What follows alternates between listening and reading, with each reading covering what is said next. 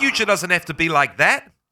If you step on in to the secret kindergarten, showing you that your young children hold the key to understanding the universe, understanding the self, and therefore they hold the key to human freedom.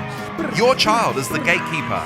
Only you can open the gate, and the secret kindergarten is going to show you how. Hello, and welcome back to the Secret Kindergarten. I'm your host, Gino. And today's episode is the grown-ups edition of the Secret Kindergarten. And we are looking at, if we get there, Jack and the Beanstalk. We have been studying fairy tales a lot recently, and I am going to stick with it. Let me bring up something here. On my exploration of Jack and the Beanstalk, I ended up back at a book by Varg Vikerenes, if I'm saying his name correctly. Let's talk a little bit about who Varg is. But first, I just want to remind you, you can find the links to anything I'll read, which will be basically one book, or refer to during the show in the description of this episode once it's published on my website. You can check out previous shows on the Revolution Radio archives, and you can download my content for grown-ups or content for kids. On all podcast platforms, there are over 100 episodes of listening content for young children that are also good for the family, an alternative solution to screen time, setting up a listening station in your home or community center for kids to come and listen to content rather than watching, and they sit for longer than they do in front of a screen, believe it or not. And that content, for grown-ups or kids, you can also find elsewhere. thesecretkindergarten.substack.com, YouTube, Rumble, BitChute, Odyssey, and thesecretkindergarten.com. And if you want to support me, there are services available on my website that came about through being of service to young children, being an absolute nutter for doing that. And we are looking at the book Paganism Explained by Varg Vikerenes. Now, this guy spent a lot of time in prison. I wonder if he wrote this book then, but he probably was looked after quite well being in Norway. Let us look at this guy. Varg Vikerenes. Okay, there's Burzum, which is his solo project and was his black metal band. Burzum is a Norwegian music project founded by Varg Vikerenes in 1991. Although Burzum never played live performances, it became a staple of the early Norwegian black metal scene and is considered one of the most influential acts in black metal's history. The word Burzum means darkness. In black speech, a fictional language crafted by Lord of the Rings writer Tolkien. Burzum's lyrics and imagery are often inspired by fantasy and Norse mythology. Vikerenes founded Burzum in 1991 and recorded the first 4 Burzum albums between January 1992. And did I say this is for grown-ups? This is a grown-ups edition, clearly. Between 1992 and March 1993. From 1994 to 2009, Vikerenes was imprisoned for the murder of Mayhem guitarist Øystein Euronymous Arseth, aka Euronymous, and for the arson of 8 churches. While imprisoned, he recorded 2 dark ambient albums and had no access to drums, guitar, or bass. Alright. Okay, we won't go into his whole biography, but you get the idea. He claimed self-defense. They were basically black metal gang warfare, I would say, what was going on there. Euronymous said, "I'm going to kill you," and they had a sort of code that you back up what you say. So for fear of his life, he went and killed him first, and it was, I think, pretty horrific. I think it was like, they used like medieval weapons and stuff like that. So, yeah, pretty brutal. I would call it black metal folk gang warfare. But anyway, him burning down 8 churches, he had a resentment. He has a resentment, as many people do, and, possibly should do, for Christianity. The Christianity that we all know, the surface of Christianity, Judeo-Christian, what they did to the world. And so they burnt down churches, and, Varg Vikerenes is, for lack of a better term, because it's me, a pagan revivalist. And his work includes books, and he has done decoding of ancient fairy tales to prop up the old ways, to show that the old ways were better or were good and more connected to what's really going on, how the universe really works, and to bring it all back. So we're going to look at his decoding of Jack and the Beanstalk eventually. I just want to read something on the Burzum story on burzum.org. There's a lot of autobiographical content here. So he takes himself very seriously. Satanism. If people in Norway hear my name, they normally think of Satanism and church fires. The press very successfully managed to do what the Judeo-Christians have routinely been doing since the early Middle Ages, and convinced people that the persecuted dissident in question, in this case me, was a mad and dangerous devil worshipper. I could argue that I never was a devil worshipper, but I think it is better to simply prove that devil worship is a product of the imagination of the Judeo-Christians. When you know that there has never been devil worship in any form in Europe, then you must also understand that there has never been any devil worshippers. When you know that, it should become clear that I cannot possibly have been a devil worshipper either.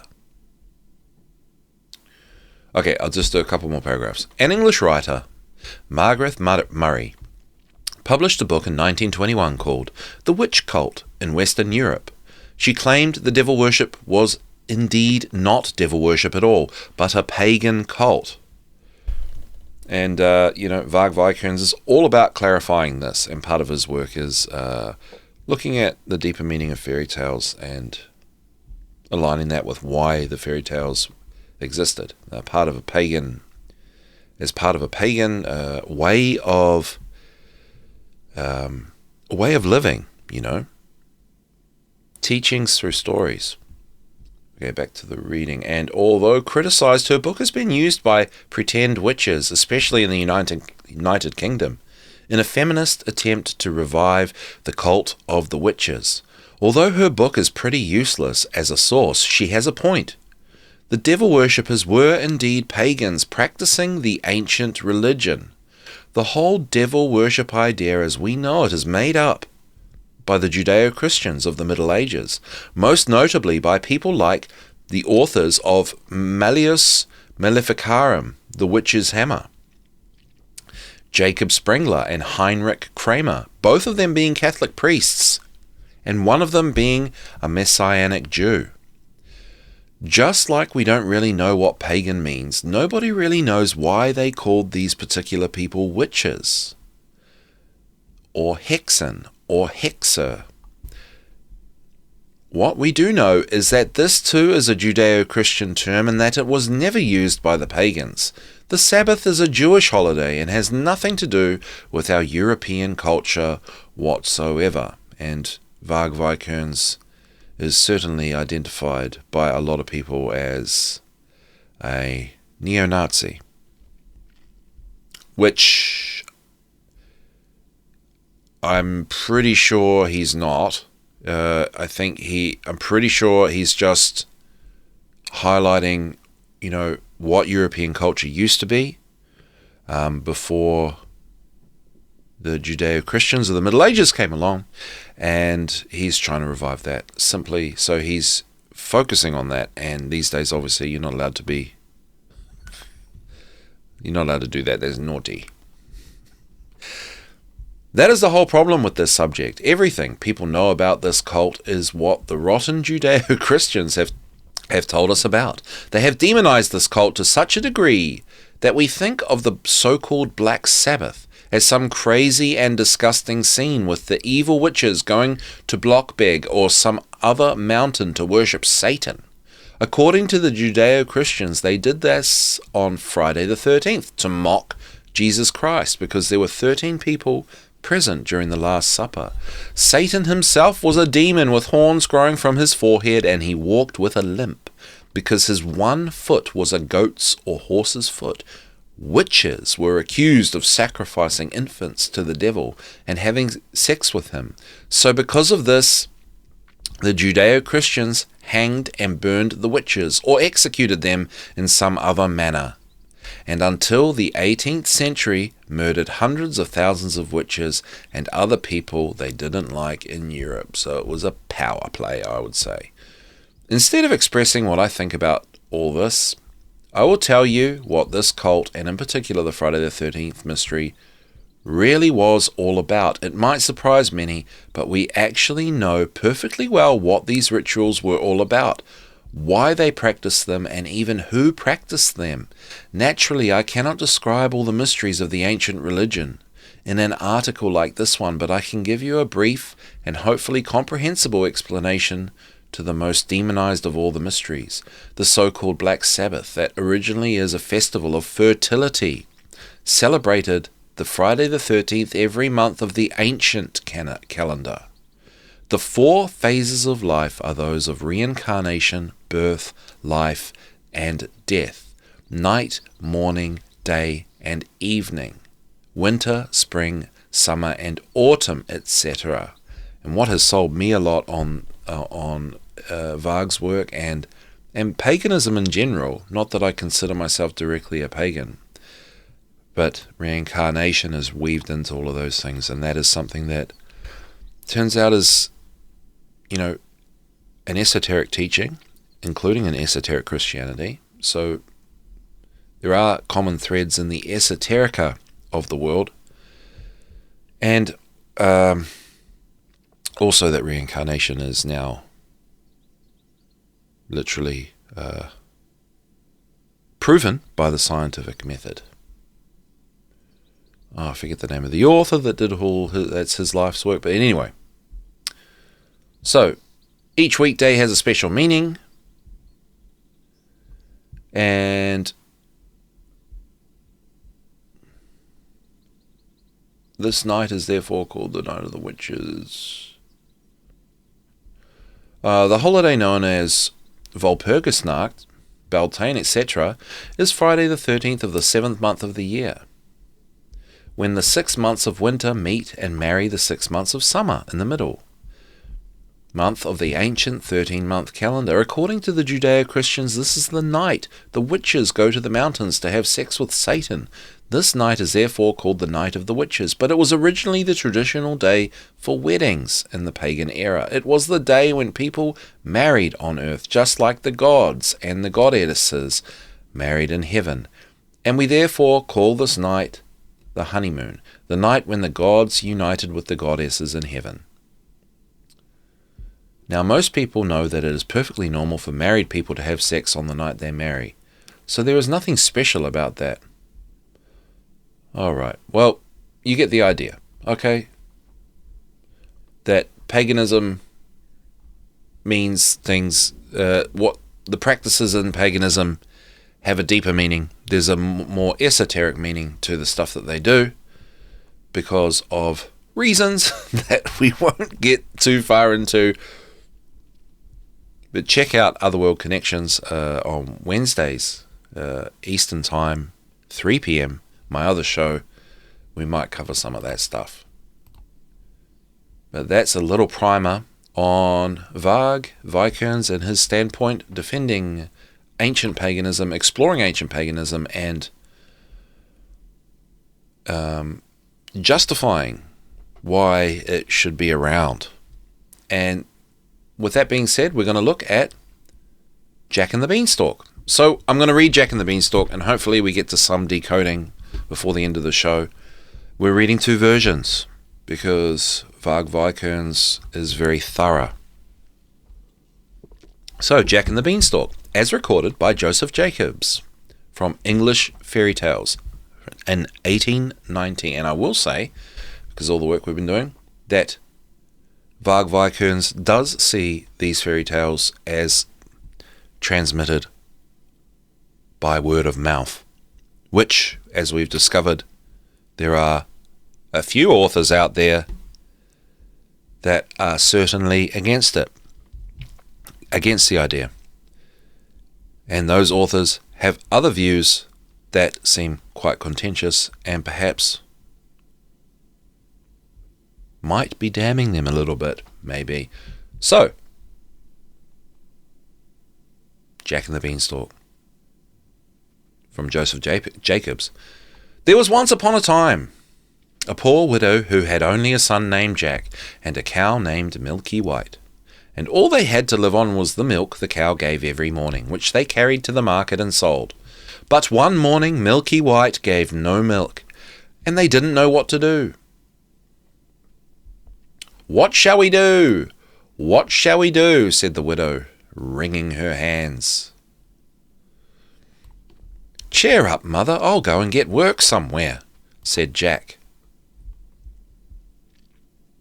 "We've tried that before and nobody would take you," said his mother. "We must sell Milky White, and with the money start a shop or something."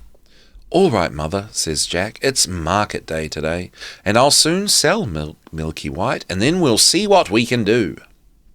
So he took the cow's halter in his hand, and off he started. He hadn't gone far when he met a funny-looking old man, who said to him, "Good morning, Jack." "Good morning to you," said Jack, and wondered how he knew his name. "Well, Jack, where are you off to?" said the man. "I'm going to market to sell our cow there." "Oh, you look the proper sort of chap to sell cows," said the man. "I wonder if you know how many beans make 5? 2 in each hand and 1 in your mouth," says Jack, as sharp as a needle. "Right you are," says the man, "and here they are, the very beans themselves." He went on, pulling out of his pocket a number of strange-looking beans. "As you are so sharp," says he, "I don't mind doing a swap with you. Your cow for these beans." "Go along," says Jack. "Wouldn't you like it?" "Ah, you don't know what these beans are," said the man. "If you plant them overnight, by morning they grow right up to the sky." "Really?" said Jack. "You don't say so." "Yes, that is so, and if it doesn't turn out to be true, you can have your cow back." "Right," says Jack, and hands him over Milky White's halter and pockets the beans. Back goes Jack home, and as he hadn't gone very far, it wasn't dusk by the time he got to his door. "Back already, Jack?" said his mother. "I see you haven't got Milky White, so you've sold her. How much did you get for her?" "You'll never guess, mother," says Jack. "No, you don't say so. Good boy. 5 pounds? 10? 15? It can't be 20. "I told you you couldn't guess. What do you say to these beans? They are magical. Plant them overnight and—" "What?" says Jack's mother. "Have you been such a fool, such a dolt, such an idiot as to give away my Milky White?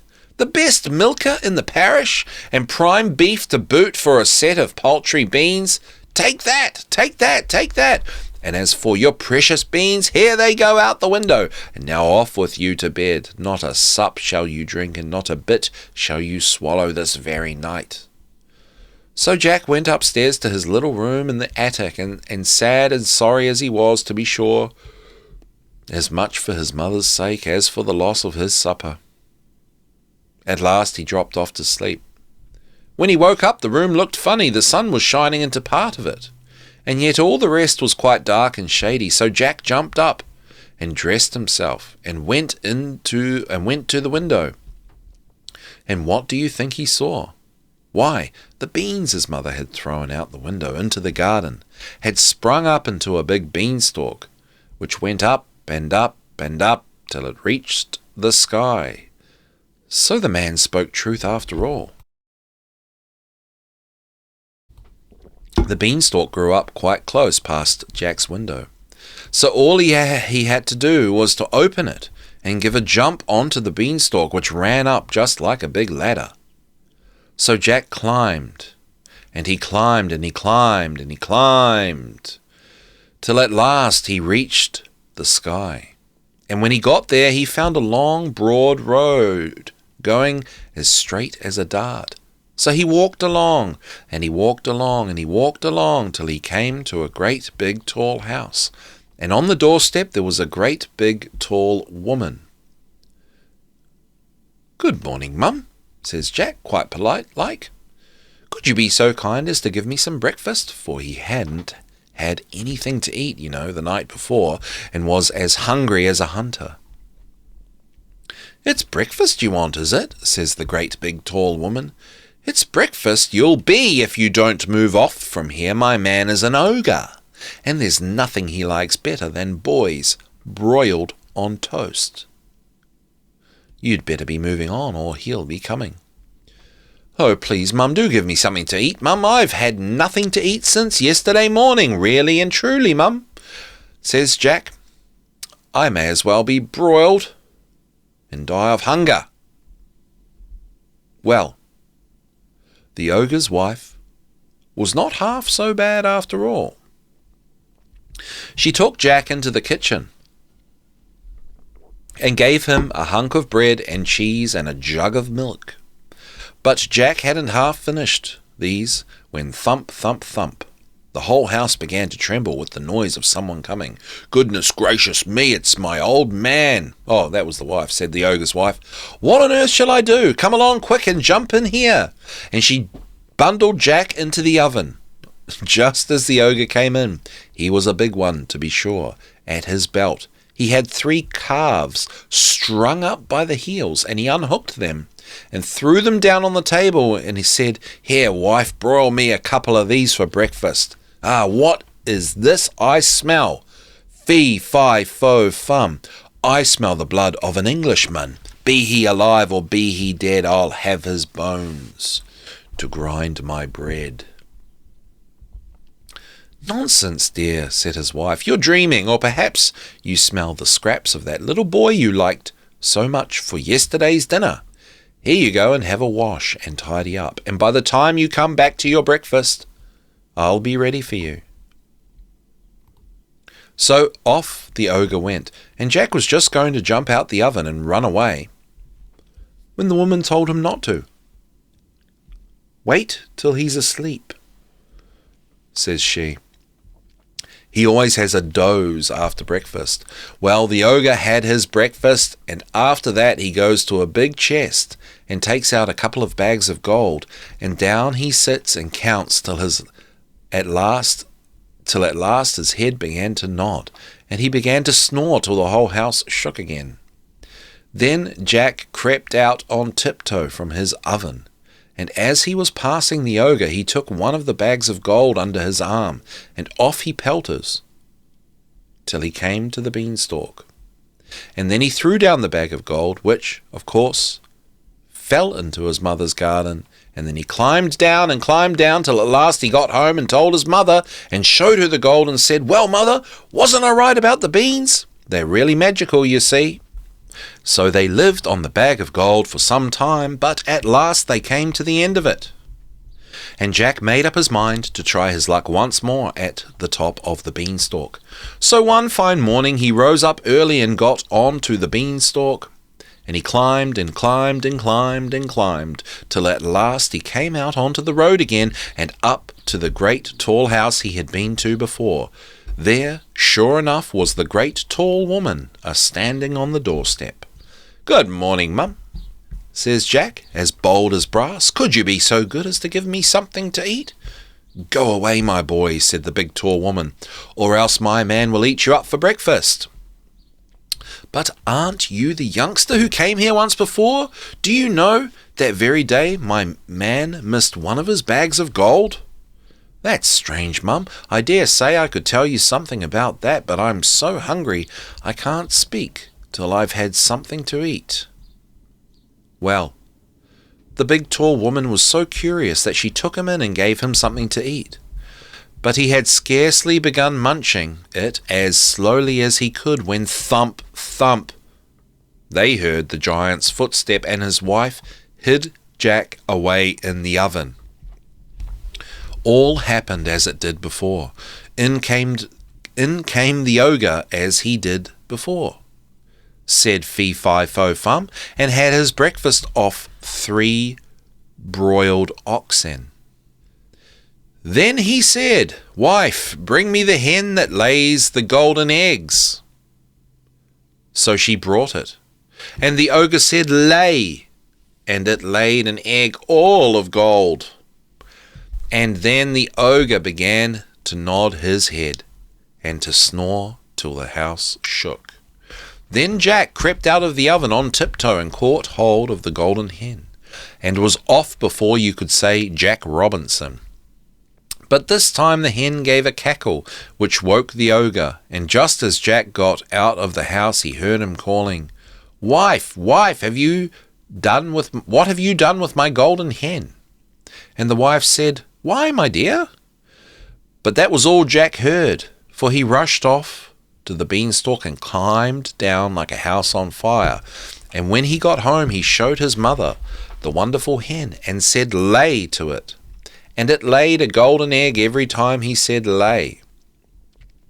Well, Jack was not content, and it wasn't long before he determined to have another try at his luck up there at the top of the beanstalk. So one fine morning he rose up early and got to the beanstalk, and he climbed and he climbed and he climbed till he got to the top. But this time he knew better than to go straight to the ogre's house, and when he got near it he waited behind a bush till he saw the ogre's wife come out with a pail to get some water, and then he crept into the house and got into the copper. He hadn't been there long when he heard thump, thump, thump as before, and in came the ogre and his wife. "Fee-Fi-Fo-Fum, I smell the blood of an Englishman," cried out the ogre. "I smell him, wife, I smell him." "Do you, my dearie?" says the ogre's wife. "Then if that's that little rogue that stole your gold and the hen that laid the golden eggs, he's sure to have got into the oven." And they both rushed to the oven. But Jack wasn't there, luckily, and the ogre's wife said, "There you are again with your Fee-Fi-Fo-Fum. Why, of course it's the boy you caught last night that I've just broiled for your breakfast. How forgetful I am, and how careless you are not to know the difference between live and dead after all these years." So the ogre sat down to the breakfast and ate it. But every now and then he would mutter, "Well, I could have sworn," and he'd get up and search the larder and the cupboards and everything, only, luckily, he didn't think of the copper. After breakfast was over, the ogre called out, "Wife, wife, bring me my golden harp." And so she brought it and put it on the table before him. Then he said, "Sing!" and the golden harp sang most beautifully. And it went on singing till the ogre fell asleep and commenced to snore like thunder. Then Jack lifted up the copper lid very quietly and got down like a mouse and crept on hands and knees till he came to the table, when up he crawled, caught hold of the golden harp and dashed with it toward the door. But the harp called out quite loud, "Master, master!" and the ogre woke up just in time to see Jack running off with his harp. Jack ran as fast as he could, and the ogre came rushing after, and would soon have caught him. Only Jack had a start and dodged him a bit and knew where he was going. When he got to the beanstalk, the ogre was not more than 20 yards away when suddenly he saw Jack disappear and when he came to the end of the road, he saw Jack underneath, climbing down for dear life. Well, the ogre didn't like trusting himself to such a ladder, and he stood and waited, so Jack got another start. But just then the harp cried out, "Master, master!" and the ogre swung himself down onto the beanstalk, which shook with his weight. Down climbs Jack, and after him climbed the ogre. By this time Jack had climbed down, and climbed down, and climbed down till he was very nearly home. So he called out, "Mother, mother, bring me an axe, bring me an axe!" And his mother came rushing out with the axe in her hand. But when she came to the beanstalk, she stood stock still with fright, for there she saw the ogre with his legs just through the clouds. But Jack jumped down and got hold of the axe and gave a chop at the beanstalk, which cut it in half in two. The ogre felt the beanstalk shake and quiver, so he stopped to see what was the matter. Then Jack gave another chop with the axe, and the beanstalk was cut in two and began to topple over. Then the ogre fell down and broke his crown, and the beanstalk came toppling after.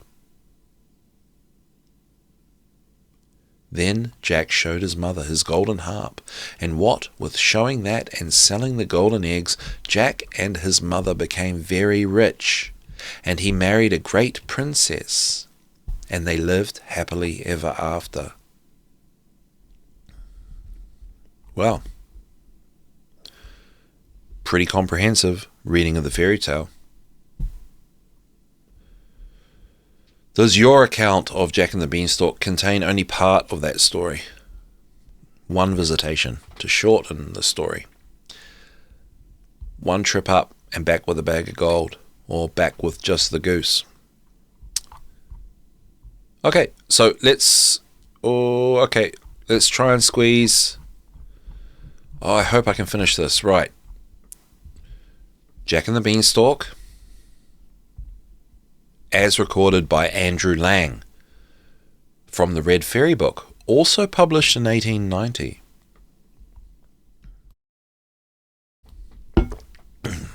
Once upon a time there was a poor widow who lived in a little cottage with her only son, Jack. Jack was a giddy, thoughtless boy, but very kind-hearted and affectionate.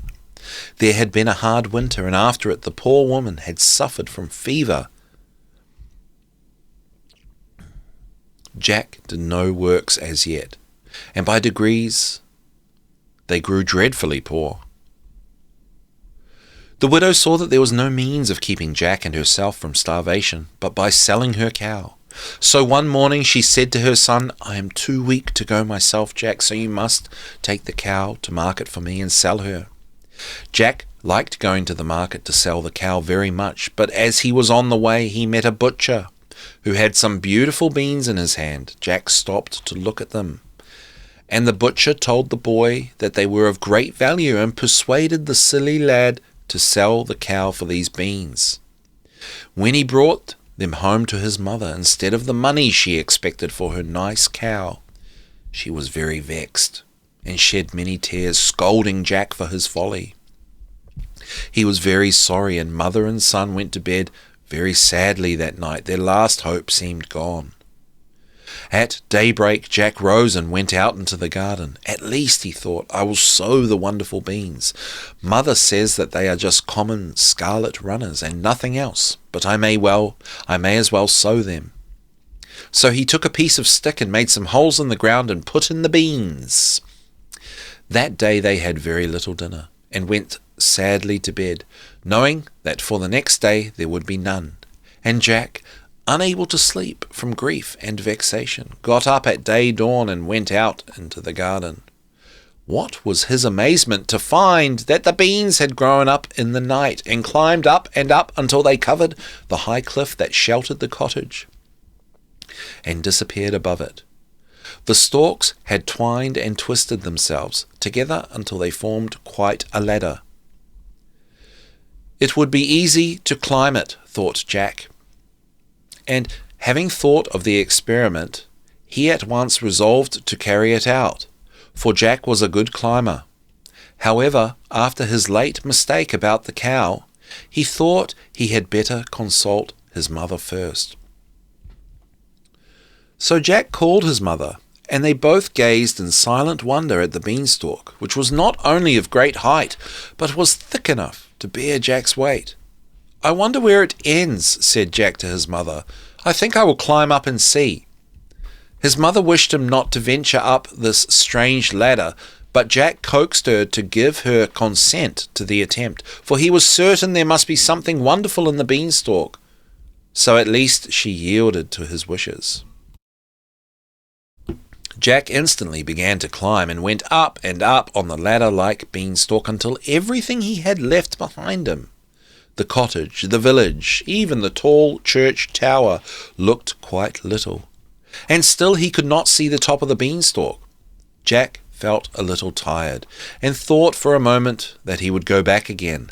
But he was a very persevering boy, and he knew that the way to succeed in anything is not to give up. So, after resting for a moment, he went on. After climbing higher and higher until he grew afraid to look down, for fear he should be giddy, Jack at last reached the top of the beanstalk and found himself in a beautiful country, finely wooded, with beautiful meadows covered with sheep. A crystal stream ran through the pastures, not far from the place where he had got off the beanstalk stood a fine, strong castle. Jack wondered very much that he had never heard of or seen this castle before, but when he reflected on the subject, he saw that it was as much separated from the village by the perpendicular rock on which it stood, as if it were in another land. While Jack was standing looking at the castle, a very strange-looking woman came out of the wood and advanced towards him. She wore a pointed cap of quilted red satin turned up with ermine. Her hair streamed loose over her shoulders, and she walked with a staff. Jack took off his cap and made her a bow. "If you please, ma'am," said he, "is this your house?" "No," said the old lady. "Listen, and I will tell you the story of that castle. Once upon a time there was a noble knight who lived in this castle, which is on the borders of fairyland. He had a fair and beloved wife, and several lovely children. And as his neighbours, the little people, were very friendly towards him, they bestowed on him many excellent and precious gifts. Rumour whispered of these treasures, and a monstrous giant who lived at no great distance, who was a very wicked being, resolved to obtain possession of them. So he bribed the false servant to let him inside the castle, when the knight was in bed and asleep, and he killed him as he lay. Then he went to the part of the castle which was the nursery, and also killed all the poor little ones he found there. Happily for her, the lady was not to be found. She had gone with her infant son, who was only 2 or 3 months old, to visit her old nurse who lived in the valley, and she had been detained all night there by a storm. The next morning, as soon as it was light, one of the servants at the castle, who had managed to escape, came to tell the poor lady of the sad fate of her husband and her pretty babes. She could scarcely believe him at first, and was eager at once to go back and share the fate of her dear ones. But the old nurse, with many tears, besought her to remember that she had still a child, and that it was her duty to preserve her life for the sake of the poor innocent. The lady yielded to this reasoning, and consented to remain at her nurse's house as the best place of concealment, for the servant told her that the giant had vowed, if he could find her, he would kill both her and her baby. Years rolled on. The old nurse died, leaving her cottage and the few articles of furniture in it contained to her poor lady who dwelt in it, working as a peasant for her daily bread. Her spinning wheel and the milk of a cow, which she had purchased with the little money she had with her, sufficed for the scanty subsistence of herself and her little son. This is becoming Jack and the Beanstalk Inception here. All right. There was a nice little garden attached to the cottage, in which they cultivated peas, beans, and cabbages, and the lady was not ashamed to go out at harvest time and glean in the fields to supply her little son's wants. Jack, that poor lady is your mother. This castle was once your father's, and must again be yours. Jack uttered a cry of surprise. My mother, oh madam, what ought I to do? My poor father, my dear mother! Your duty requires you to win it back for your mother, but the task is a very difficult one and full of peril, Jack. Have you the courage to undertake it? I fear nothing when I am doing right, said Jack. Then, said the lady in the red cap, you are one of those who slay giants. You must get into the castle and, if possible, possess yourself of a hen that lays golden eggs and a harp that talks. Remember, all the giant possesses is really yours. As she ceased speaking, the lady of the red hat suddenly disappeared, and of course Jack knew she was a fairy. Jack determined at once to attempt the adventure. So he advanced and blew the horn which hung at the castle portal. The door was opened in a minute or two by a frightful giantess, with one great eye in the middle of her forehead. As soon as Jack saw her, he turned to run away, but she caught him and dragged him into the castle. Ho, ho, she laughed terribly. You didn't expect to see me here, that is clear. No, I shan't let you go again. I am weary of my life. I am so overworked, and I don't see why I should not have a page as well as other ladies. And you shall be my boy. You shall clean the knives and black the boots and make the fires and help me generally when the giant is out. When he is at home I must hide you, for he has eaten up all my pages hitherto, and you would be a dainty morsel, my little lad. While she spoke, she dragged right into the castle. The poor boy was very much frightened, as I am sure you and I would have been in his place. But he remembered that fear disgraces a man, so he struggled to be brave and make the best of things. I am quite ready to help you, and do all I can to serve you, madame, he said. I only beg you will be good enough to hide me from your husband, for I should not like to be eaten at all. That's a good boy, said the giantess, nodding her head. It is lucky for you that you did not scream out when you saw me, as the other boys who have been here did. For if you had done so, my husband would have awakened and have eaten you as he did them for breakfast. Come here, child, go into my wardrobe. He never ventures to open that. You will be safe there. And she opened a huge wardrobe which stood in the great hall and shut him into it. But the keyhole was so large that it admitted plenty of air, and he could see everything that took place through it. By and by he heard a heavy tramp on the stairs, like the lumbering along of a great canyon, and then a voice like thunder cried out, Fee, fi, fo, fum, I smell the breath of an Englishman. Let him be alive or let him be dead. I'll grind his bones to bake my bread. To make my bread. Wife, cried the giant, there is a man in the castle. Let me have him for breakfast. You are grown old and stupid, cried the lady in her loud tones. It is only a nice fresh steak off an elephant that I have cooked for you, which you smell. There, sit down and make a good breakfast. And she placed a huge dish before him of savoury steaming meat, which greatly pleased him and made him forget his idea of an Englishman being in the castle. When he had breakfasted, he went out for a walk, and then the giantess opened the door and made Jack come out to help her. He helped her all day. She fed him well, and when evening came, put him back in the wardrobe. The giant came in to supper. Jack watched him through the keyhole and was amazed to see him pick a wolf's bone and put half a fowl at a time into his capacious mouth.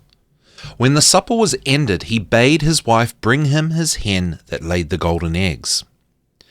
"It lays as well as it did when it belonged to that paltry knight," he said. "Indeed, I think the eggs are heavier than ever."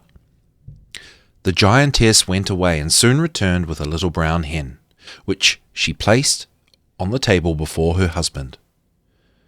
"And now, my dear," she said, "I am going for a walk, if you don't want me any longer." "Go," said the giant. "I shall be glad to have a nap by and by." Then he took up the brown hen and said to her, "Lay!"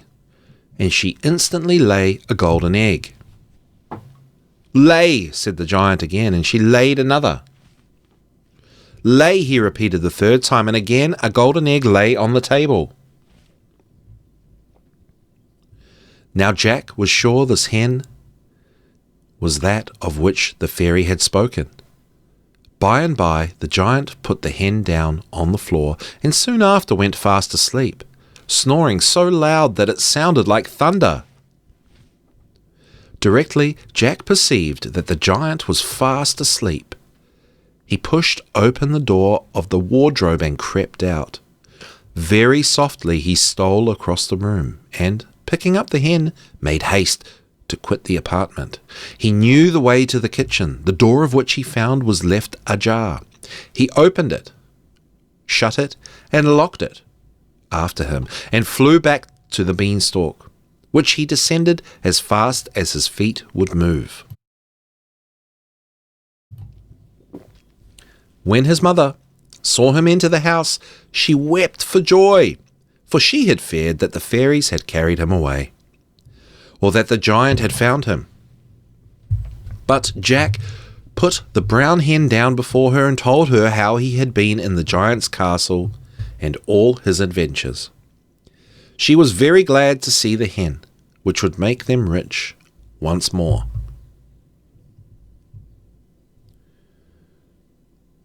The money bags. Jack made another journey up the beanstalk to the giant's castle one day while his mother had gone to market. But first he dyed his hair and disguised himself. The old woman did not know him again and dragged him in, as she had done before, to help her to do the work. But she heard her husband coming and hid him in the wardrobe, not thinking that it was the same boy who had stolen the hen. She bade him stay quite still there, or the giant would eat him. Then the giant came in, saying, "Fee, fi, fo, fum, I smell the breath of an Englishman. Let him be alive or let him be dead, I'll grind his bones to bake my bread." "Nonsense," said the wife, "it is only a roasted bullock that I thought would be a titbit for your supper. Sit down and I will bring it up at once." The giant sat down, and soon his wife brought up a roasted bullock on a large dish, and they began their supper. Jack was amazed to see them pick the bones of the bullock as if it had been a lark. As soon as they had finished their meal, the giantess rose and said, "Now, my dear, with your leave, I am going up to my room to finish the story I am reading. If you want me, call for me." "First," answered the giant, "bring me my money bags, that I may count my golden pieces before I sleep." The giantess obeyed. She went and soon returned with 2 large bags over her shoulders, which she put down by her husband. "There," she said, "that is all that is left of the night's money. When you have spent it, you must go and take another baron's castle." "That he shan't if I can help it," thought Jack. The giant, when his wife was gone, took out heaps and heaps of golden pieces and counted them and put them in piles until he was tired of the amusement. Then he swept them all back into their bags, and leaning back in his chair, fell fast asleep, snoring so loud that no other sound was audible. Jack stole softly out of the wardrobe, and taking up the bags of money, which were his very own, because the giant had stolen them from his father, he ran off, and with great difficulty, descending the beanstalk, laid the bag of gold on his mother's table. She had just returned from town, and was crying at not finding Jack. "There, mother, I have brought you the gold that my father lost." "Oh, Jack, you're a very good boy." "But I wish you would not risk your precious life in the giant's castle. Tell me how you came to go there again." And Jack told her all about it.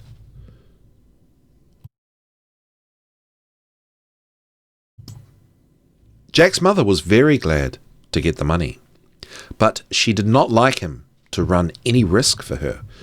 But after a time, Jack made up his mind to go again to the giant's castle. Of course. So he climbed the beanstalk once more and blew the horn at the giant's gate. The giantess soon opened the door. She was very stupid. She did not know him again, but she stopped a minute before she took him in. She feared another robbery, but Jack's fresh face looked so innocent that she could not resist him, and so she bade him come in and again hid him away in the wardrobe. By and by the giant came home, and as soon as he had crossed the threshold, he roared out, "Fee, fi, fo, fum, I smell the breath of an Englishman. Let him be alive or let him be dead, I'll grind his bones to make my bread." "You stupid old giant," said his wife, "you only smell a nice sheep, which I have grilled for your dinner." And the giant sat down, and his wife brought up a whole sheep for his dinner. When she had eaten it all up, he said, "Now bring me my harp, and I will have a little music while you take your walk." The giantess obeyed and returned with a beautiful harp. The framework was all sparkling with diamonds and rubies, and the strings were all of gold. "This is one of the nicest things I took from the knight," said the giant. "I am very fond of music, and my harp is a faithful servant." So he drew the harp towards him and said, "Play." And the harp played a very soft, sad air. "Play something merrier," said the giant, and the harp played a merry tune. "Now play me a lullaby," roared the giant, and the harp played a sweet lullaby, to the sound of which its master fell asleep. Then Jack stole softly out of the wardrobe and went into the huge kitchen to see if the giantess had gone out. He found no one there, so he went to the door and opened it softly, for he thought he could not do so with the harp in his hand. Then he entered the giant's room and seized the harp and ran away with it. But as he jumped over the threshold, the harp called out, "Master! Master!" and the giant woke up with a tremendous roar. He sprang from his seat and in 2 strides had reached the door. But Jack was very nimble. He fled like lightning with the harp, talking to it as he went, for he saw it was a fairy, and telling it he was the son of its old master, the knight. Still, the giant came on so fast that he was quite close to poor Jack and had stretched out his great hand to catch him. But luckily, just at the moment he stepped upon a loose stone, stumbled, and fell flat onto the ground, where he lay at his full length. This accident gave Jack time to get on the beanstalk and hasten down it.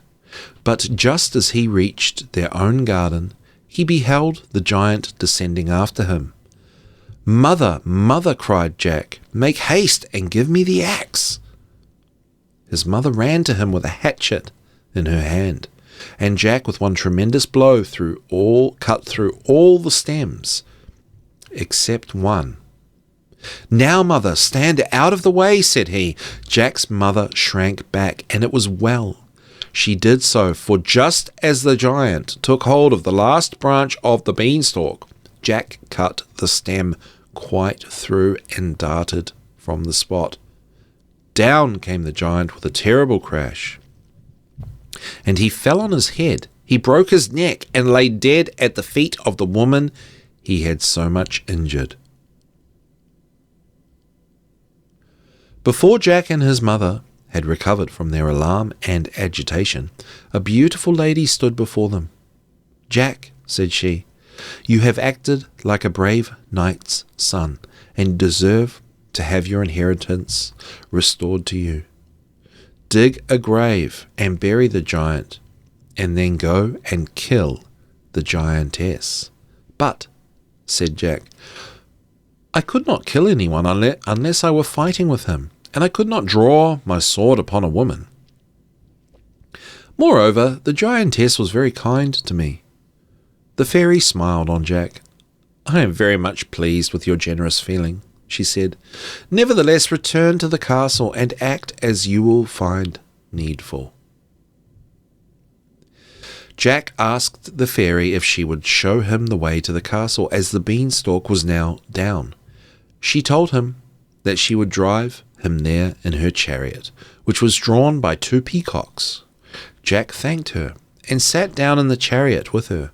The fairy drove him a long distance round, until they reached a village which lay at the bottom of the hill. Here they found a number of miserable-looking men assembled. The fairy stopped her carriage and addressed them. "My friends," said she, "the cruel giant who oppressed you and ate up all your flocks and herds is dead, and this young gentleman was the means of your being delivered from him, and is the son of your kind old master, the knight." The men gave a loud cheer at these words and pressed forward to say that they would serve Jack as faithfully as they had served his father. The fairy bade them follow her to the castle, and they marched thither in a body, and Jack blew the horn and demanded admittance. The old giantess saw them coming from the turret loophole. She was very much frightened, for she had guessed that something had happened to her husband, and as she came downstairs very fast, she caught her foot in her dress, and fell from the top to the bottom and broke her neck. When the people outside found that the door was not opened to them, they took crowbars and forced the portal.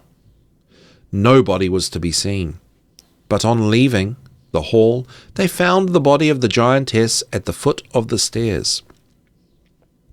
Thus Jack took possession of the castle. The fairy went and brought his mother to him, with the hen and the harp. He had the giantess buried, and endeavoured as much as lay in his power to do right to those whom the giant had robbed. Before her departure for fairyland, the fairy explained to Jack that she had sent the butcher to meet him with the beans, in order to try what sort of lad he was. "If you had looked at the gigantic beanstalk and only stupidly wondered about it," she said, "I should have left you where misfortune had placed you, only restoring her cow to your mother. But you showed an inquiring mind, and great courage and enterprise. Therefore you deserve to rise, and when you mounted the beanstalk, you climbed the ladder of fortune." She then took her leave of Jack and his mother. Let's go to maieutics. Okay, what does maietic mean? The Merriam-Webster dictionary defines it as thus. It's an adjective, maietic, relating to or resembling the Socratic method of eliciting new ideas from another. Did you know maietic comes from maietikos, the Greek word for of midwifery? In one of Plato's dialogues, Socrates applies maietikos to his method of bringing forth new ideas by reasoning and dialogue. He thought the technique analogous to those a midwife uses in delivering a baby. Socrates' mother was a midwife. A teacher who uses maietic methods can be thought of as an intellectual midwife who assists students in bringing forth ideas and conceptions previously latent in their minds. Pretty cool word, right? So the ideas and conceptions of the fairy tales are arguably there inside, and we are extracting the meaning of them. So Varg Vikerenes uses the term maieutics.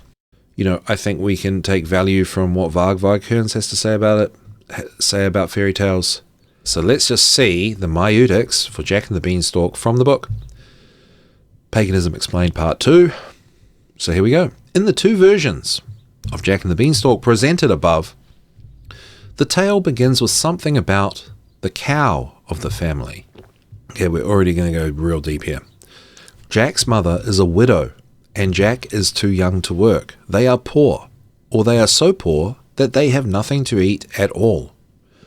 Either they have nothing to eat, and that is what makes them sell their cow, or the cow gives no more milk.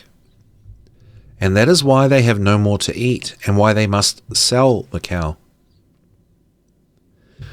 The lack of food is anyway related to the cow.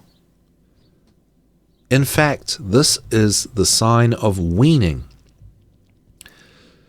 Jack is 7 years old. He is biologically weaned. You must understand that in humans, the biological weaning is naturally at the latest at 7 years. It is not an average, it is a maximum age. This is observed by the disappearance of the digestive enzyme of lactose, milk sugar, the lactase, the loss of the baby teeth, the weight ratio of the weaned child and adult compared to other mammals, and the maturity of the immune system. Now this sounds like Rudolf Steiner talking here. This is all true, I guess, just in more recent times.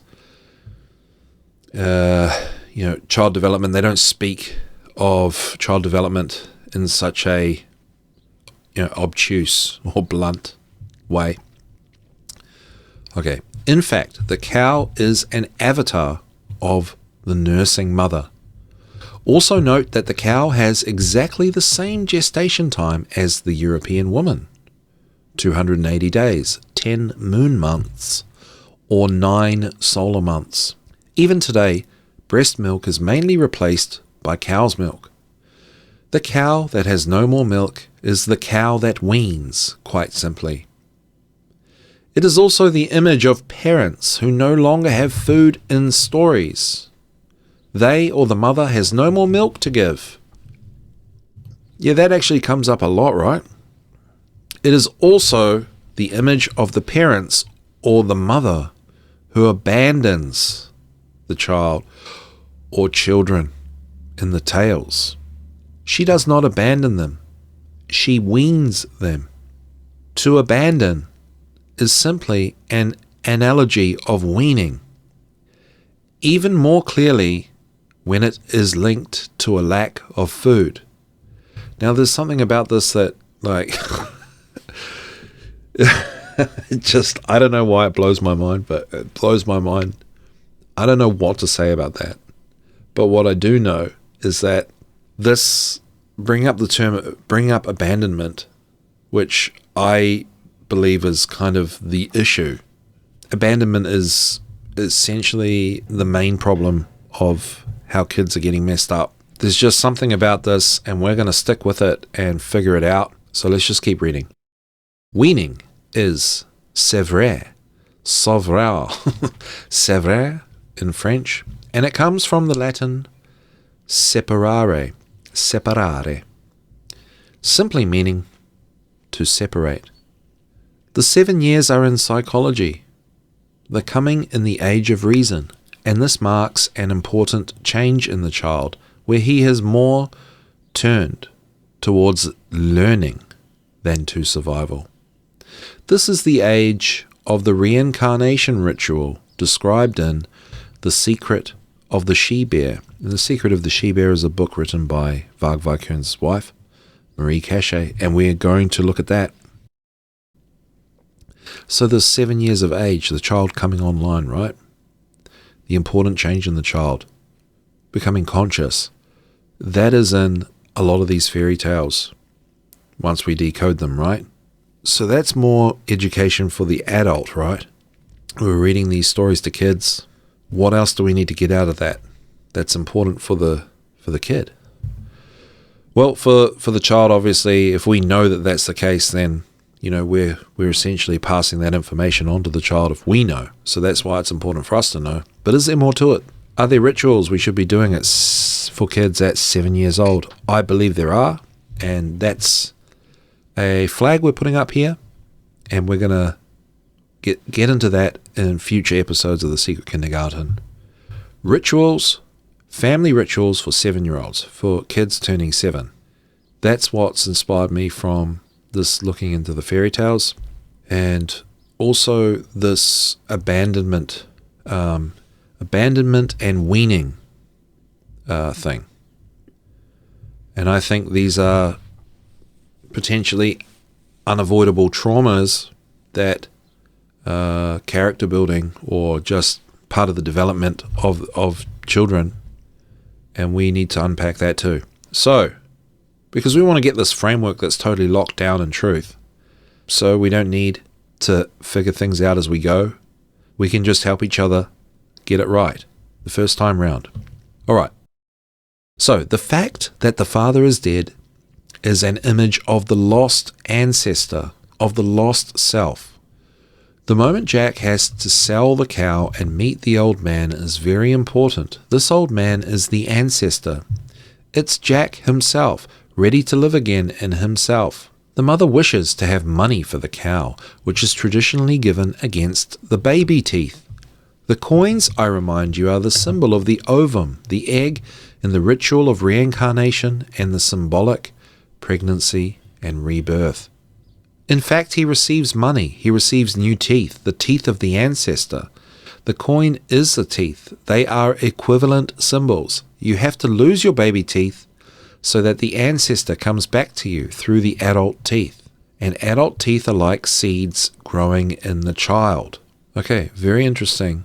I guess this is really pagan spiritual science, right? I don't think we have to understand spiritual sciences, we don't have to necessarily be pagan and look at it exactly the same way as them.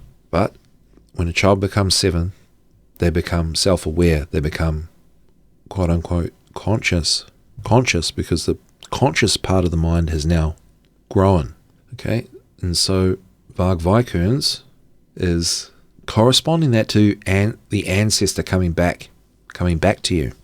So reconnecting with the ancestors, and that's quite sweet, right? And I think that's definitely something we're going to hold on to and keep in mind, because it again brings up this theme of reincarnation, which is true. So it brings up the idea that we don't really, at least our soul never really dies. And that's super, super important to know and to affirm in kids. I think kids are more connected to that because they're closer to death than us. They're closer to that space between lives. And that has to be important to hold on to because it's the theme that seems to come up in the fairy tales as well. Reincarnation and 7 years old, turning 7. Okay, so teeth, in fact, are more than only teeth. Teeth are directly related to brain development and maintenance. Be careful, I'm not saying that teeth are intelligence, but that teeth are related to the state of the brain. Yeah, I'm back into oil pulling. Oil pulling is the best thing ever. I don't know if you've done it, but man, first time I ever went to the dentist and they said, wow, your teeth are great. Never heard it before in my life. They just open my mouth usually and they just see dollar signs. And I did oil pulling for 2 weeks before I had a dentist appointment. And they said, wow, Gino, your teeth are really good. I couldn't bloody believe it. I was desperate. I had no money. I was like, I can't give a dentist another penny of my money, especially as the things they do need to be redone. It's just ridiculous.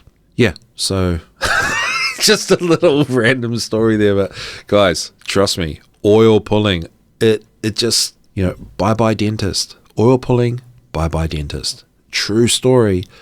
You just have to commit. Like all the great solutions, the hard part is keeping it up and committing to it.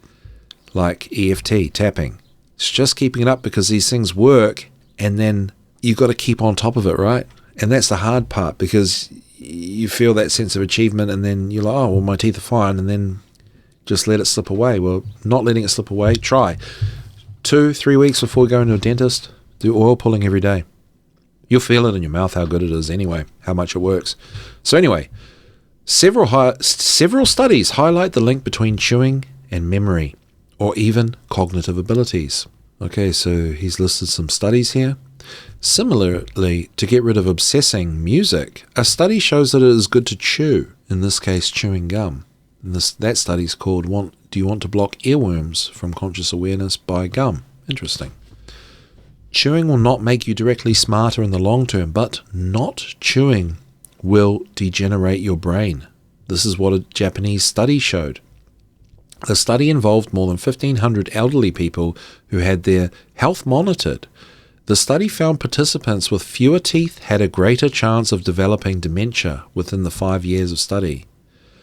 People with 1 to 9 teeth had an 81% higher risk of dementia than those with 20 teeth or more.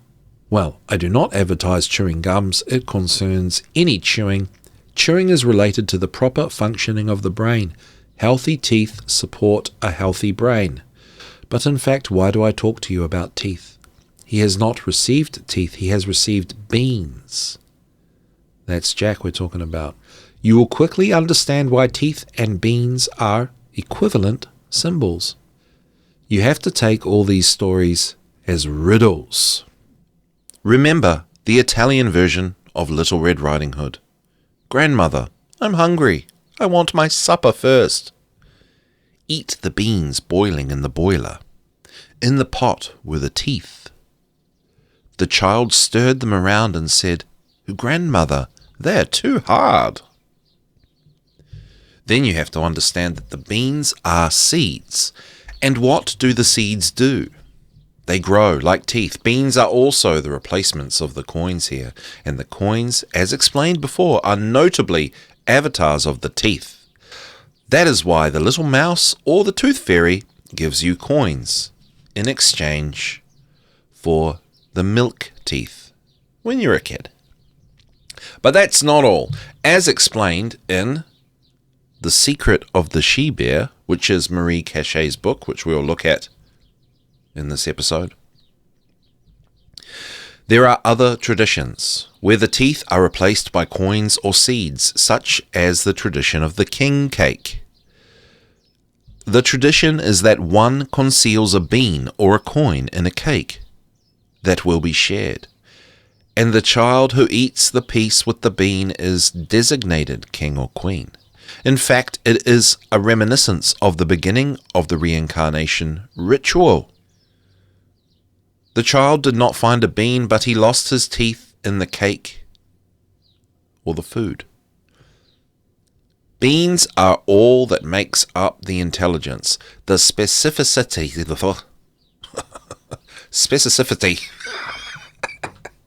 Specificity. Should we try it one more time? Specificity. I already said that. And the complexity of this tale. Yes, the teeth, beans given by the ancestor as payment against weaning. The sale of the nursing cow in Jack. Milky White. Are magical. They will grow in him and give him the knowledge of the ancestor, the identity of the ancestor. The so-called definitive teeth or adult teeth are not adult teeth.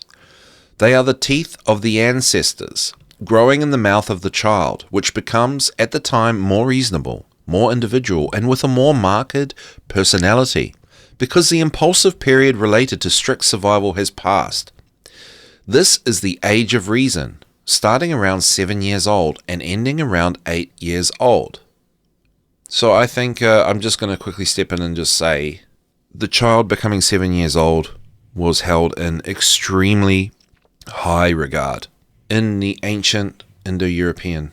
So I know Varg Vikerenes and Marie Cachet have children. They have a few. I don't know much about them, but yeah, they have a relatively large family. 7.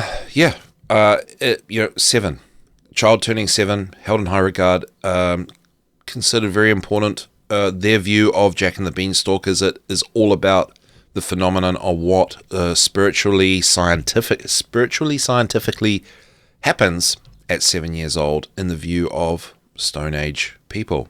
Let's continue. I will focus for analysis most on Andrew Lang's version, which is less known but more complete. In both versions, the beans, even if the mother does not believe in their magic, are planted either by mistake or by Jack.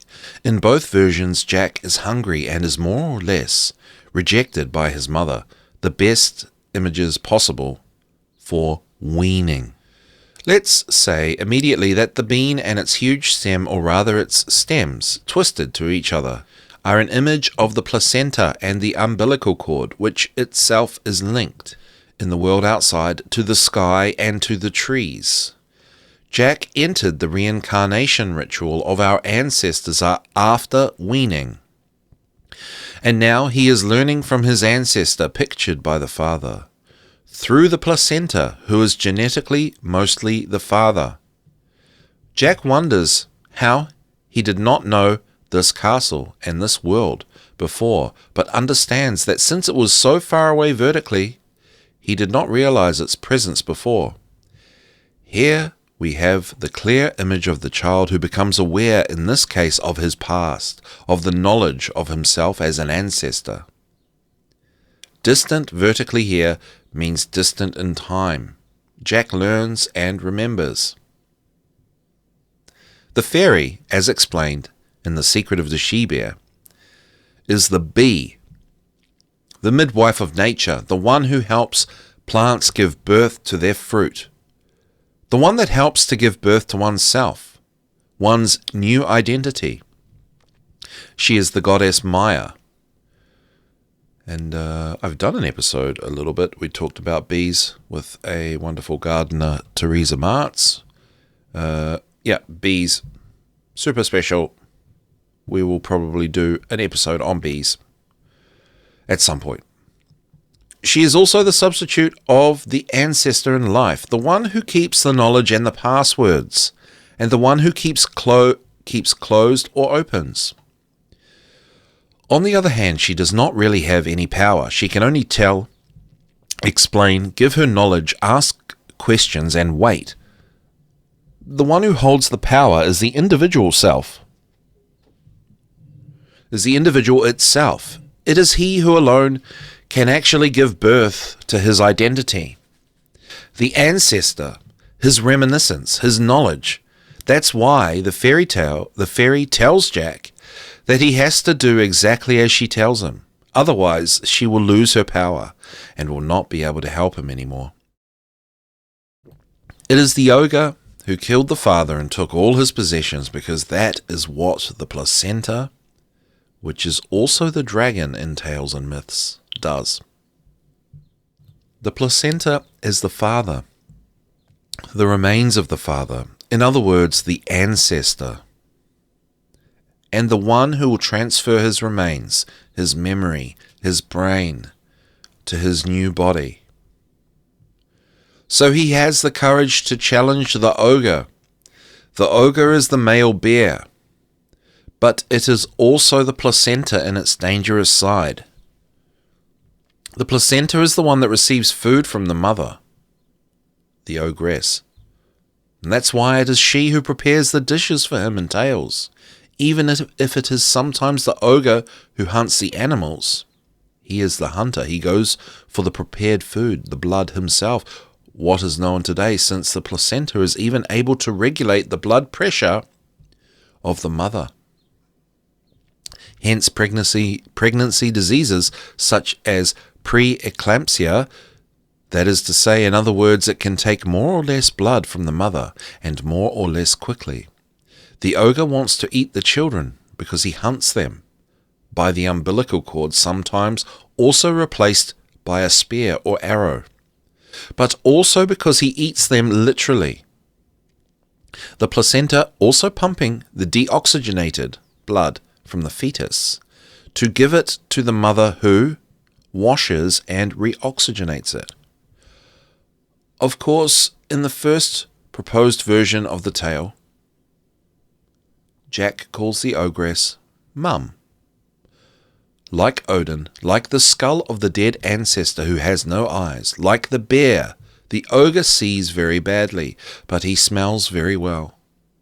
Note that he says he smells the breath, brackets blood, of an Englishman. Indeed, because he is connected to him by his breath through the umbilical cord, even if he cannot see it. In the version by Lang, the ogress needs someone to help her tidy up and take care of her home, the uterus. In the version by Jacobs, Jack first asks to eat, like the fetus, and also gets something to eat, which is strange from an ogress, isn't it? Then, he is hidden in the oven, not to be seen by the ogre male / placenta. The oven is the uterus where the bread swells, is prepared and cooked. Strange to accept being hidden in the oven of an ogress, right? In Lang's version, Jack will help the ogress to tidy, clean, and maintain the castle as the fetus maintains the uterus. Note this quote, "Come here, child. Go into my wardrobe." He never ventures to open that. The uterus is the closed, secure, the strongest work in the world that even the father / placenta can not open. The keyhole or cleft, present in several tales, is the cervix, through where midwives can see or feel the fetus. What is strange is that I tell you that the ogre is the placenta, but there, when Jack is hidden, he seems to be outside the womb. That's because the ogre / placenta is both the placenta. Inside, it's actually inside the castle, like Jack when he cannot see him, when he cannot not see him, and the ancestor and the sorcerer / midwife outside. But in fact, the keyhole is also and especially the navel, Odin's one eye. That's why we can read the following in the Lang's version. But the keyhole was so large that it admitted plenty of air. And like the third eye, it is by this that Jack can see, and he could see everything that took place through it. In fact, both are linked. The cord closing the uterus is the cervix. And because the cut cord signifying the open uterus. It is the ogre who hunts food, but it is his wife, the ogress, who prepares it. In other words, the placenta is seeking food, blood, prepared by the mother. The placenta, through the hormones, pushes the mother to eat, especially sweet foods. But it is the mother who turns this food into blood. Sometimes in tales and in mythology, it is also the ogress who hunts. The ogre only eats meat, blood. The ogress feeds Jack too. Strange. She's an ogress, but we almost never see her eating. It is precisely because for her to eat is to transform the food, to prepare it. This is also why the uterus is the oven. She, the pregnant woman, eats for the others, the placenta, then the fetus. She prepares the food, and for that she eats.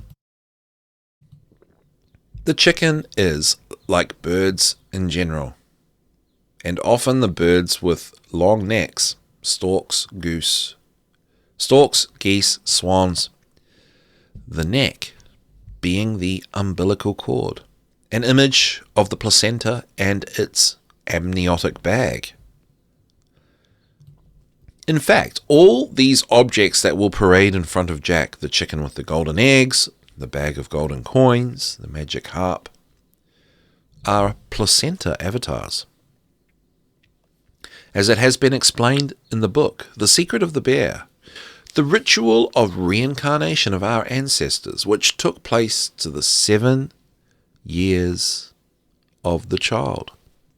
It lasted 1 year, and it was composed of 3 pregnancies and symbolic births intertwined some in others. Thus, the classic tales are often formed on this model, with an action, a symbolic pregnancy, and symbolic birth repeated 3 times. As it involves 3 pregnancies and symbolic births, 3 avatars of the placenta are needed, which each time are feeding the fetus, giving him their knowledge, and then are dragged out with him at birth. As in mythology, the attributes of a character are in fact an aspect of himself. They are used to give you a new information about him. It is a visual spatial language. Here, it's the same thing. The main image of the placenta is the ogre, but his possessions are also himself. And also more interesting, you are told in the tale that the placenta and its possessions are actually Jack's father. Interesting when we know today that the placenta is genetically predominantly the father. And in the book they refer to a study here, paternally expressed genes predominate in the placenta. 2013 study by Wang, Miller, Harmon, and Ansak.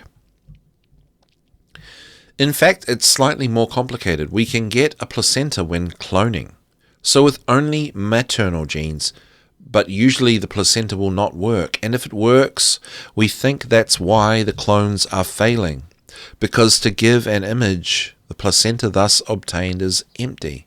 It has no substance. It does not do its job, namely that of taking the nutrients from the mother to give them to the fetus. In fact, we obtain a completely defective fetus, even if, genetically speaking, it does not seem to be defective.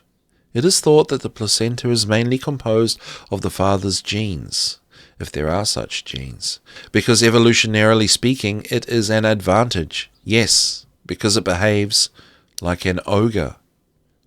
The father has an interest in his fetus, developing as much as possible. For the mother, it is more complicated because the fetus pumps in her reserves while he is partly a foreign body. As a result, the body of the mother would tend not to give enough. The placenta is literally the father in the mother, who pumps the mother's nutrients and even controls her body to give them to the fetus. It refers to a link to another study here, placental development defects in cloned mammalian animals, 2016 study there. The cloning technique, also called somatic cell nuclear transfer, SCNT, has been successfully established and gradually applied to various mammalian species. However, the developmental rate of SCNT mammalian embryos is very low.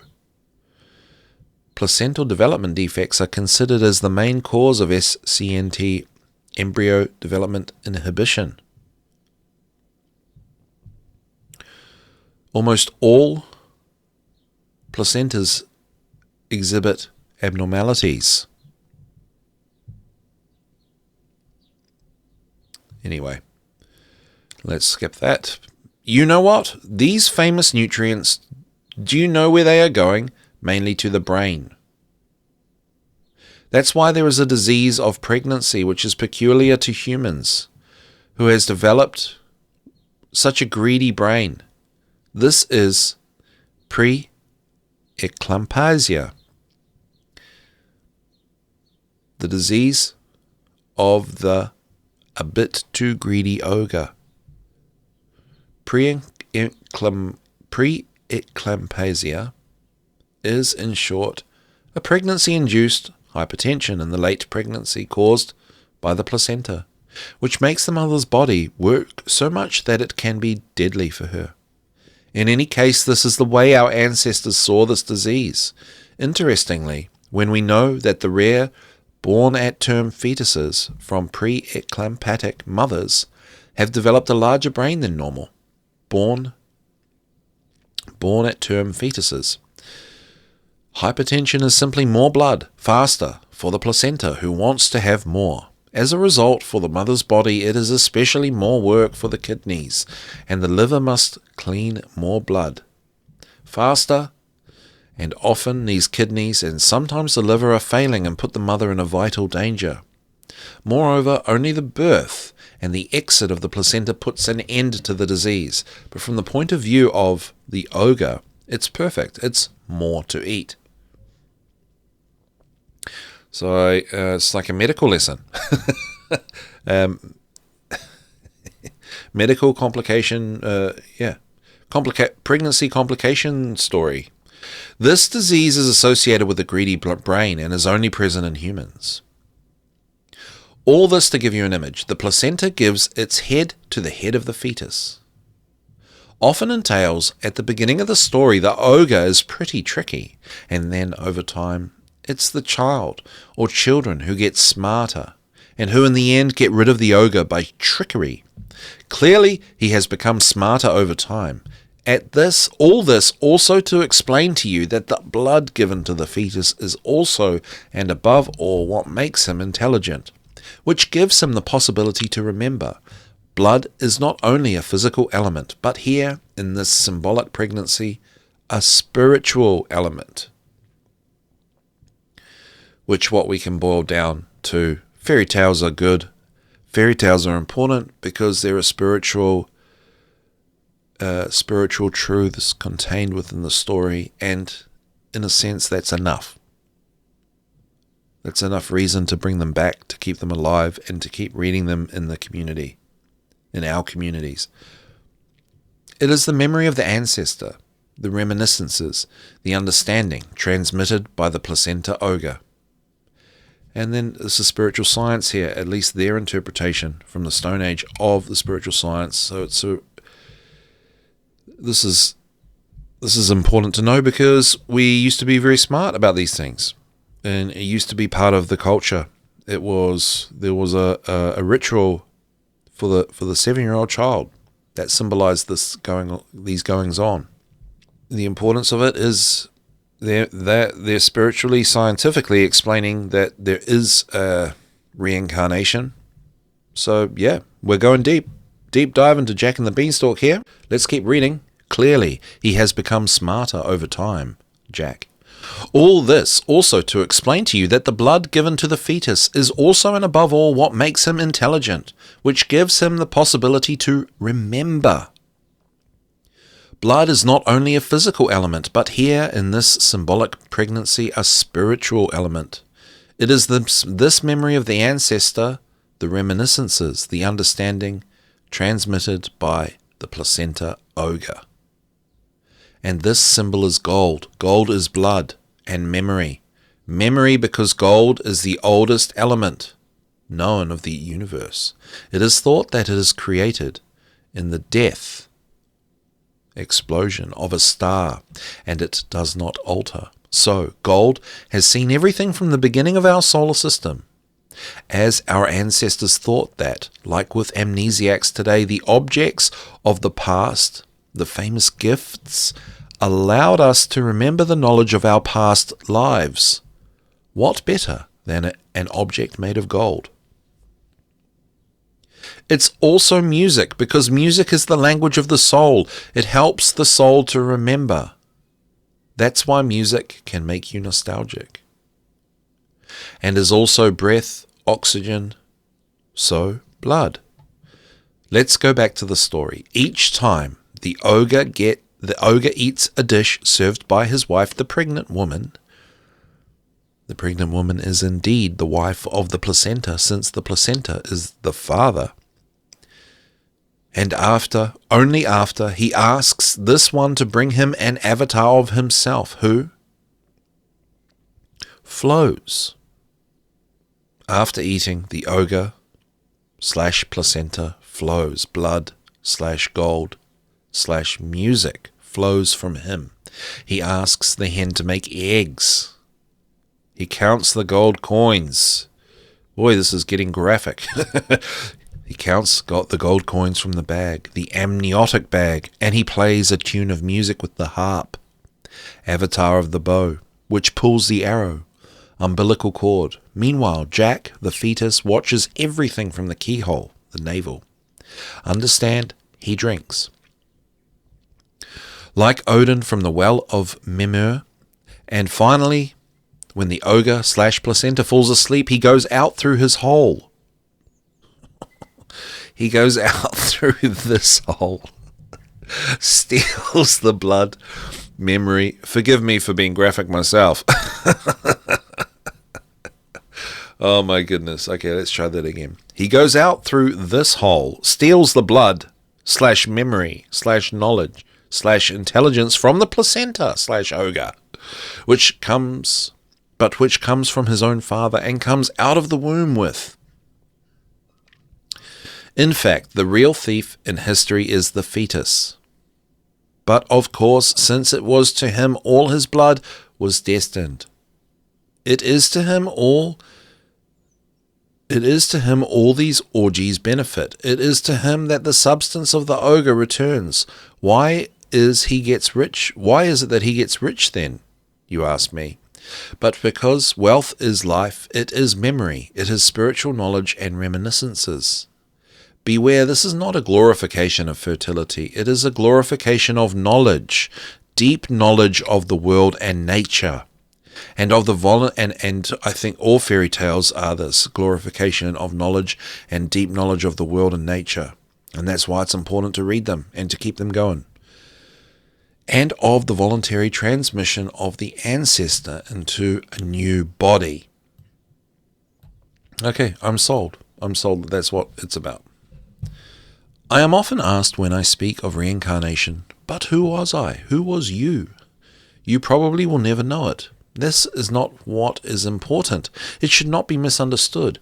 Reincarnation is taking possession of past knowledge, of deep knowledge, of the functioning of nature, of the universe, and of its spiritual aspect. This knowledge is particularly in the understanding of the myths and riddles that I present to you here, as in your life. All memories are not useful, and therefore not kept. Otherwise, you would be cluttered with useless memories. Likewise, for past lives, remember which individual you were.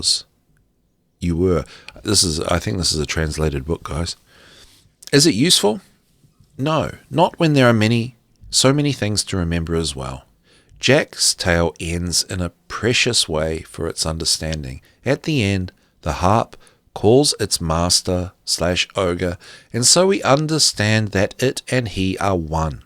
Thus it also attracts him in his fall and birth. But the best is this word game. Jack asks his mother to give him the axe. The axe, as the hammer of Thor, is an avatar of the heart. With the axe/heart, in a tremendous blow, he cuts all the stems of the bean except one. Understand this as follows: in a stroke, but also in a breath, with the help of his heart, which will soon work alone and be the only one to give him oxygen, breath, and blood. Given by his mother, he breathes suddenly, and with that breath he cuts off the blood circulation in the cord. Note that the blood circulation stops by itself at birth, and that there remains then only the empty cord that connects the fetus to the mother. Theoretically, and contrary to modern practices, it is at this point that the cord should be cut. And there, what does he say to his mother? Now, mother, stand out of the way. And with the axe/heart, while the ogre/placenta holds the last branch, the cord, he cuts it, resulting in the fall and death of the placenta/ogre lying dead near the mother, the woman he had so much injured. The ogress who must also be killed is the image of the pregnancy itself, the pregnant woman. The possessed aspect of the woman, of course, she is now disappearing with the death of her husband, and her death is that of a placenta, of which she herself has become an aspect. She breaks her neck, her head is cut off, she is slaughtered, and in tales that means cutting the cord. The fairy is the midwife, the image of the mother herself. Often she was the mother or grandmother of the mother. In fairy tales, she is the godmother, a role she often embodied before. She is also the witch, Maya, the one who helps to give birth to knowledge. We have decoded the witch as knowledge or associated with knowledge. She is the one who keeps the passwords. Yeah. So fairy tales, secrets to how things work. Okay, so what's important here is that the Jack and the Beanstalk story integrates the biological with the actual physical science of what goes on in gestation and birth, and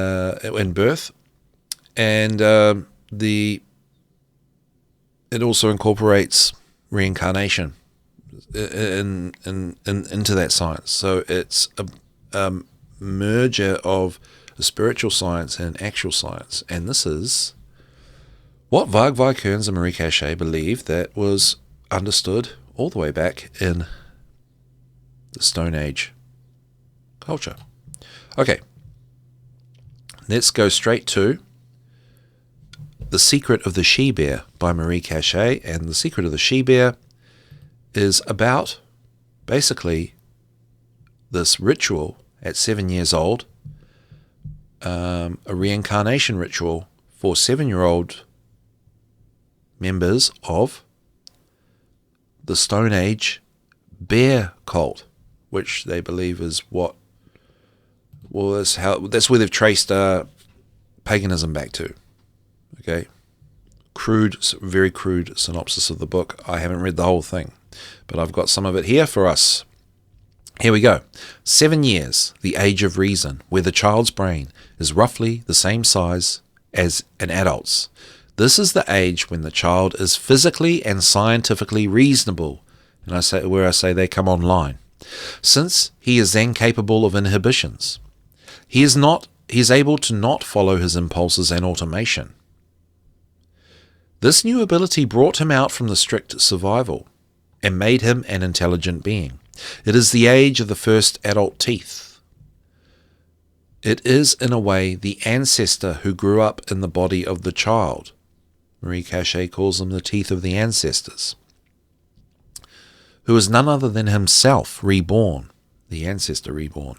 This is also the age when the famous above-named crystallization is the strongest, or the need for ideal and for identification is the most important.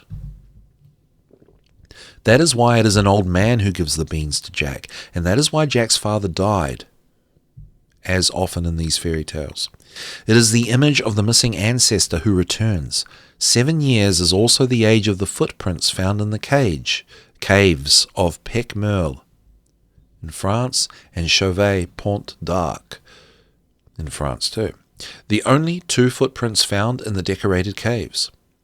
These only 2 footprints had probably 15,000 years age difference, but both are of a child about 7 or 8 years. 7, this is, one of our most common numbers in European traditions. In the legendary tales, in mythology, etc., in the Iliad, Ajax, the Greek hero, has a shield with 7 skins of well-fed bulls. You will understand that the shield represents the womb of the pregnant mother, the life. It contracts itself to protect the fetus. The child is finished when weaned. 7 years is a kind of second birth, and especially when the ancestor took possession of his new body, which is then anthropologically ready, independent, born and alive. The number 7 is systematically representing the 7 years. If we follow pagan traditions adopted by the Christians, the week with the 7 fat days in February ended with the Shrove Tuesday. This name is very revealing. It is the 7 days, brackets years, with milk, when the child is fed handsomely. This week, therefore, ends on the last day, on this Shrove Tuesday, where, according to tradition, We eat some sweet food made with milk and eggs, pancakes, donuts, and especially where we disguise ourselves, i.e. we coat the personality of the ancestor who can now enter us in this alive and weaned body. This Shrove Tuesday is followed by the Ash Wednesday, which is pagan before being Christian. This is the recall of the ancestor, or what remains of him from his grave, or his funeral pyre, into the child, his new body. This is the call of Cinderella. Cinder from French cendre, which is ashes, or the little Askeladden, ash, Askeladden the ash boy in the Nordic folk tales, Cinderella, Askeladden, and all those other small heroes are sleeping or living in the ashes, as they are the image of the dead ancestor. This is why they often have ragged clothes and are sometimes relatively ugly and dirty, representing the decomposed body. The Ash Wednesday is for Christians, but again, Christians have only taken again, willingly or unwillingly, the pagan traditions. The beginning of the so well-named Lent or Carême, from Latin quaresima or quadragesima, 40. In fact, during the Ash Wednesday, we should traditionally blow away the ashes or embers to revitalize the ancestor. By the blast, we can revive the fire and give life to the dead. What Cinderella and Askeladden are doing, that is just that. They take care of the fire, watch over the fire, blow to revive it. Through crystallization, the 7-year-old child draws individuality and personality of the ancestor back to life. The ancestor enters his living and weaned body. But then, why Lent? Why 40 days of fasting? Fasting? Not really. In fact, the ancestor child receives no solid food for 40 days. You think this is strange, since he is weaned? Yes, the ancestor child lives another pregnancy symbolically. I think this is the ritual here. In fact, all these festivals maintain a permanent redundancy, or rather a repetition, 3 times, 3, and so 40. Another frequent number in our myths, tales, and traditions. 40 is for 40 weeks. This is the 40 weeks of pregnancy from ovulation and fertilization until birth. The ancestor child is symbolically in a new pregnancy of 40 weeks, the first of 3 new pregnancies before being fully reincarnated in his new body. In fact, he gets no more solid food. I wonder if the 3 new pregnancies before being fully reincarnated into his new body, is that 21 years old or is it 7 years old? I'm not sure. Because Secret Kindergarten goes by Steiner's work, and the development of the human being is in 3 stages: 0 to 7, 7 to 14, and 14 to 21. Anyway, let's keep going. In fact, he gets no more solid food. He eats nothing else than blood. In fact, he does not even eat with the mouth. Possibly even surely in the Stone Age, these traditions were followed by the 7-year-old child designated. This only occurred 1 year in a life and was not followed by everyone, as it was a precise ritual concerning an individual. These rituals have become traditions, more or less. So yeah, I'm not sure if the 7-year-old, the ritual in that society was drinking blood for 40 days. But yeah, there was something like the 7-year-old goes through a Lent of either 40 days or, God forbid, 40 weeks. But I do understand that it was a challenge. This first ritual of the Stone Age and these practices allowed the child to get out of childhood and put him in condition for his reincarnation, and especially for his 3rd symbolic pregnancy, which was the most difficult of all. Which is the ritual. So I think the 3rd pregnancy is the giving birth to his individuality as a 7-year-old. And I believe the first is death, or, pre-birth, and the second is birth. Okay, third symbolic pregnancy, which was the most difficult of all, and the one where he must gather all his strength and courage, right? So it was a trial. Christianity has made of ashes a symbol of our so-called sin, our human filth, and that we are trying, they say, to repair during Lent. This notion of good and evil is a Christian attempt to dismantle the cyclical pagan rites. It does not exist in the European so-called pagan tradition. The ashes represent the dead, the ancestor buried or burned and mainly consumed by time. They also represent the hidden embers in them, ready to relive, breathed on to be reviewed in a new body, a living body, a breathing body. The ash is a good insulator to embers, but it is interesting. A good insulator and conservative at all. You can preserve eggs, dried meat, and other foodstuffs in it. All right, heavy. So, 7 years of age, the number 7 was held in extremely high regard. I always thought it was just important and interesting to highlight that the early years are really important, hence the whole point of the secret kindergarten, what I learned from doing my teaching, early childhood teaching. So the number 7's been popping up a heck of a lot, and obviously the number 3, but 7 has been popping up a lot, big time, in the fairy tales. So we're going to explore the number 7 next week. But first I want to show you my little attempt at the decoding of the fairy tale. Now I will say, I'll be honest and say, I did all this research, I went through all this Marie Cachet's work and Varg Vikerenes' work before I did my decoding. But I tell you, so the data is a little bit salted, but I'll tell you, I probably would have tried to avoid the reincarnation thing because I feel like I don't know enough about it. But nevertheless, I went to my book, the book called Symbolism, a Comprehensive Dictionary, which I've been using. And there we go. Beans and the beanstalk symbolize things such as reincarnation and the souls of the dead. So there you go. And the beanstalk being the umbilical cord, and it's the life-giving, right? So the souls of the dead is connected, and reincarnation is connected to the story through my just little quick decode. Okay, so beans and the beanstalk, reincarnation, souls of the dead. The castle symbolizing sovereignty, and the giant symbolizing the unconscious. And that's what I would have gone with. And the giant being killed, the unconscious being killed, I would have decoded that as the child coming online.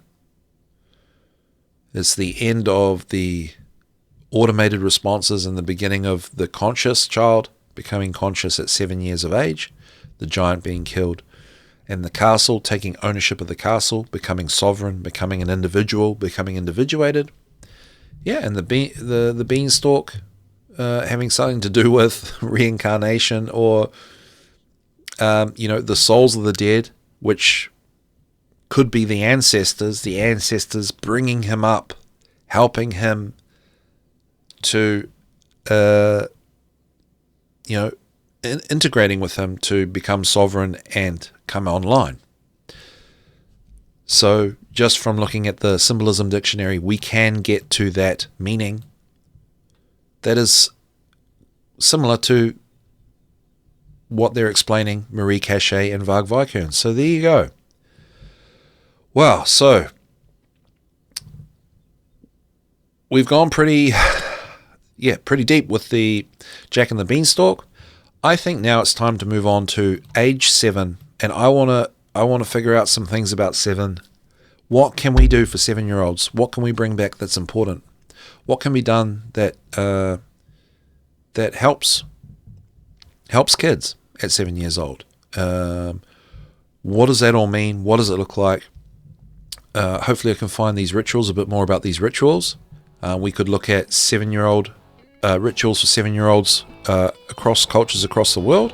Anyway, stay tuned next week. The number 7 years of age, 7 and so forth. We'll see you at the next one. Thanks so much for tuning in. I love you guys. Bye.